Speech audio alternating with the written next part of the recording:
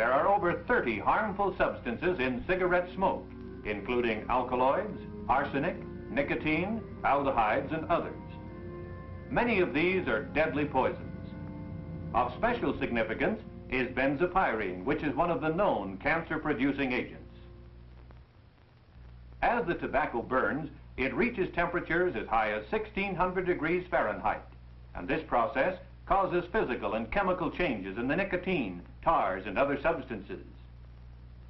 Most of these products are gaseous at high temperatures, and they become part of the smoke that is carried into the respiratory passages and absorbed through the mucous membrane and the tissues. Foremost among these substances is carbon monoxide, which is the killer in automobile exhaust.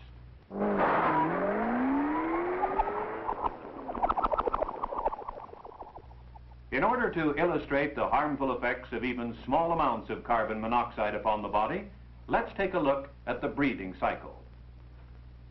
When you breathe clean air, oxygen enters the lungs, where it finds its way to the red corpuscles of the bloodstream. The heart then pumps the blood to the body cells, which in turn utilize the oxygen. As you smoke, carbon monoxide, the poisonous gas we have mentioned, is attracted to the red corpuscles just as the oxygen was, only more strongly. These carbon monoxide molecules take over some of the red blood corpuscles, decreasing the capacity of the blood to carry oxygen to the tissues. In other words, they prevent the oxygen from reaching the red blood cells, thereby reducing the oxygen transportation by 5 to 15%. This is one of the reasons why the smoker cannot run as fast or as far as he could if he didn't smoke.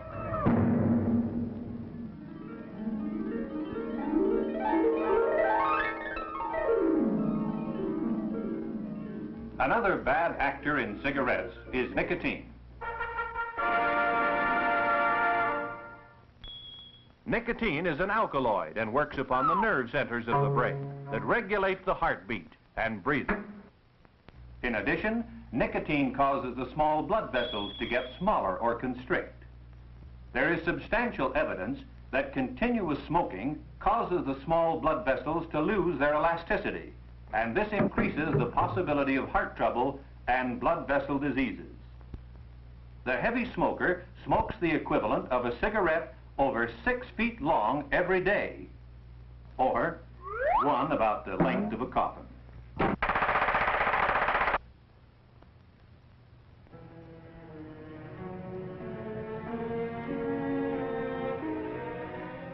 But among the real threats in smoking are the killers known as the carcinogens, the cancer-producing agents found in the tars condensed out of the tobacco smoke and deposited into the bronchial tubes leading to the lungs. And with a person's constant smoking day after day, the carcinogens build up a mighty force. From the bronchial tubes, the carcinogens move into the air tubes of the lungs, where they begin to antagonize systematically the cells of the air tubes.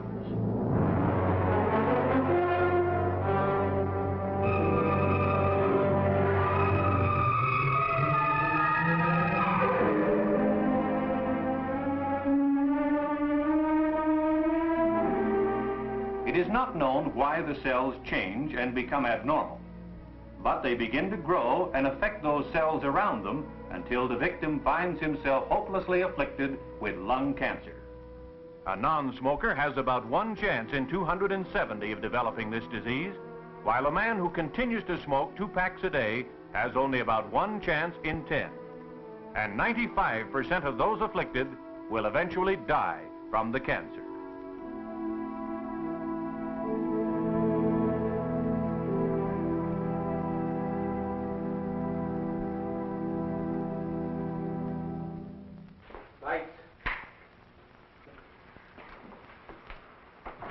And so the evil cycle goes on and on.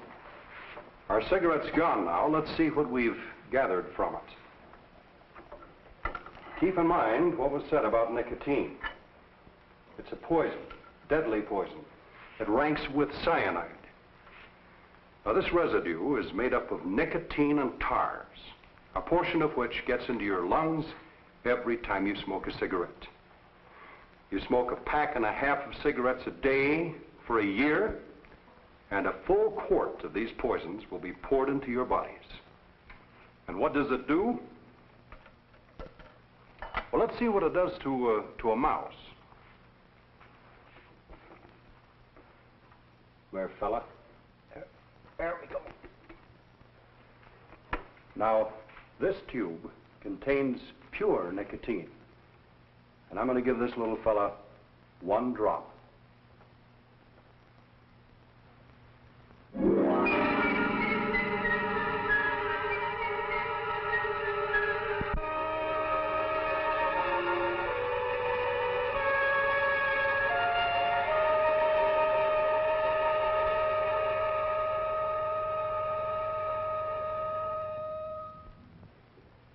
Fortunately, man is many times larger than a mouse, for that amount of nicotine would kill him just like it kills the mouse. Now, our bodies have the ability to increase tolerance to these substances, but the harmful effect continues. By habitual smoking and by the constant dousing of the respiratory passages with these poisons, the body doesn't have much of a chance to function properly.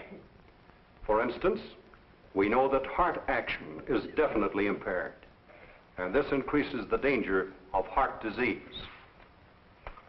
Through smoking, stomach ulcers are aggravated, healing is delayed, and the ulcers may become malignant. Current research indicates that many other organs and tissues of the body are adversely affected by the use of tobacco. And of course, you've just seen what an important part smoking plays in the causing of lung cancer. Yes? Hey, Doc, I read that there really hasn't been an increase in lung cancer, but it's only our more complete diagnosis now. Well, we'll admit that some lung cancer may have been poorly diagnosed in the past. But in the year 1912, there were only 276 known cases of lung cancer in the whole United States. Today, it kills more than 35,000 Americans every year.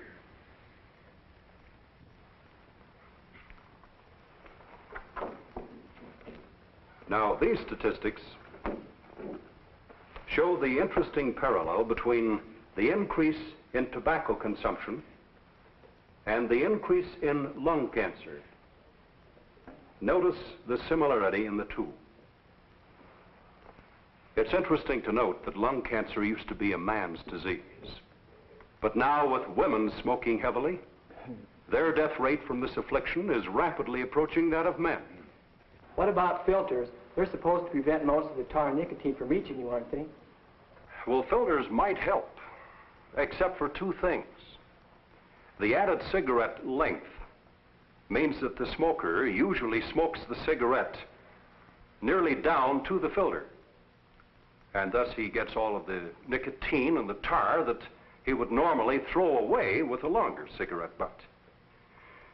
And secondly, no one has yet produced a filter that removes all of the poison from the smoke and yet keeps the taste that the smoker demands. Yes? Doc, what about all them old codgers that's been smoking all their life and don't show any signs of cancer or anything else? As far as cancer is concerned, not everyone's going to get it. There appears to be susceptibility to it, and there's the time factor involved. Cancer usually strikes in the 50s. Of course, the problem is you don't know whether you're one of those people who will get cancer until you've got it, or it's got you, and then it may be too late. As for those old codgers you mentioned, they may have been less sensitive to tobacco poisons. Trouble is, no one knows whether he's sensitive or not. Smoking is sort of like playing Russian roulette. Or to quote Dr. Oxner, tobacco is a loaded pistol, and time pulls the trigger. Now, men, the American Cancer Society recently made a study based upon the smoking habits of 188,000 American men, and concluded that smokers of 2 or more packs of cigarettes per day have a death rate 123% higher than non-smokers.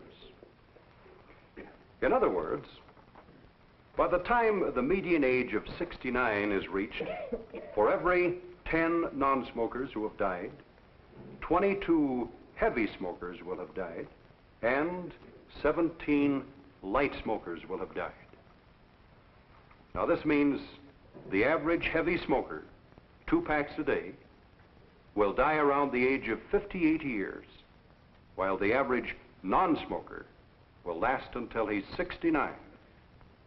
Now the value of this report lies in its scope, its thoroughness, and the unquestionable scientific accuracy upon which it is based. For example, the death rate from heart disease in this group of 188,000 men was twice as high, as indicated by these headstones, among smokers as non-smokers. And get this, the rate of deaths from lung cancer was 20 times higher than among non-smokers.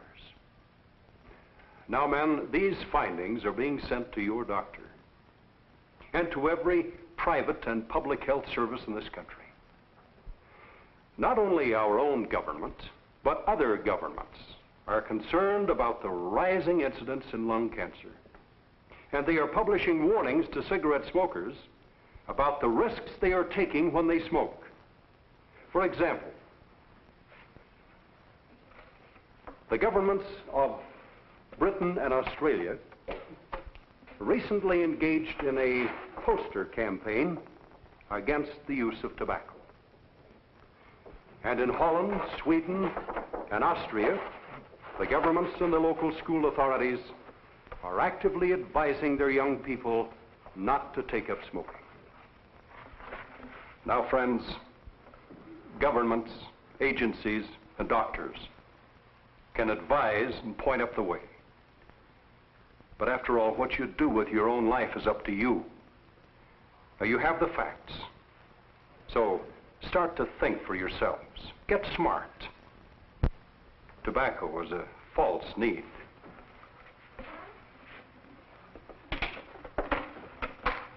Sure, it may be hard to quit, but you can if you really want to.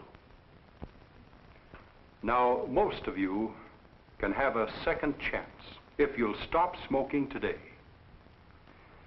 And I promise you, if you do, your food will taste better. Your breath will be sweeter. Your eyes will be clearer. And your whole body will function better. In short, you will live longer and you'll enjoy life more. Well, that's it, fellas. Thanks a lot.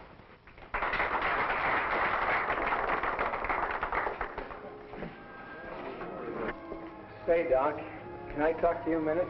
Why, sure, Nick. What's on your mind? I want you to know that I sure enjoyed, I can't say I really enjoyed it, but everything you said is true, and I'm quitting. You can take these cigarettes and use them to kill mice or something. I'm finished. Nick, do you really mean this? Yes, sir. No kidding, Doc. You really have convinced me. Well, Nick, that's wonderful. That's a very intelligent decision. And now, how about you? Don't forget, tobacco is a loaded pistol, and time pulls the trigger.